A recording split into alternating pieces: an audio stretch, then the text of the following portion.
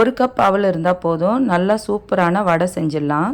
இப்போ 1 கப் அவல் எடுத்து நல்லா 2 வாட்டி வாஷ் பண்ணிக்கோங்க. அதுலேயே அது நல்லா ஊறிடும். சைடில் ஒரு 5 நிமிஷம் வச்சுருங்க. வெங்காயம், பச்சை மிளகாய், கருவேப்பிலை, கொத்தமல்லி எல்லாம் பொடியாக நறுக்கிக்கோங்க.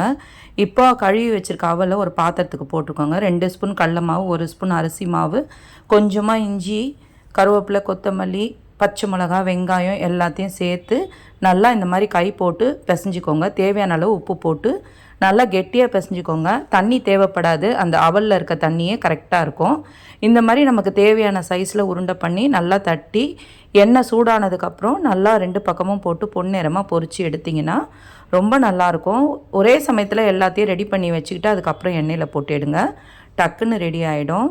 ஈவினிங் ஸ்கூல்லேருந்து வர பிள்ளைங்களுக்கு டீயோடு கொடுக்கும்போது அட்டகாசமாக இருக்கும். சாப்பிடவும் ரொம்ப டேஸ்ட்டாக இருந்தது. ட்ரை பண்ணிவிட்டு எப்படி இருக்குன்றதை கமெண்ட்டில் சொல்லுங்கள். வீடியோ பிடிச்சா லைக் பண்ணுங்கள். தேங்க்யூ.